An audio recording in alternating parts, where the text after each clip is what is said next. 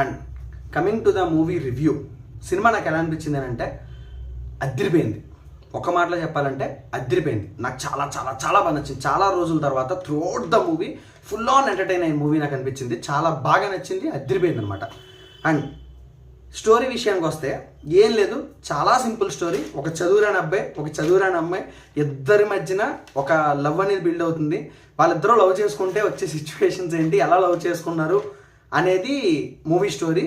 దాన్ని డీల్ చేసిన విధానం డైరెక్టర్ సాయి మార్తన్ అంట చాలా బాగా వర్కౌట్ చేశాడు, చాలా బాగా డైరెక్ట్ చేశాడు. ఎగ్జిక్యూషన్ చాలా బాగా వర్కౌట్ అయింది నా ఫీలింగ్.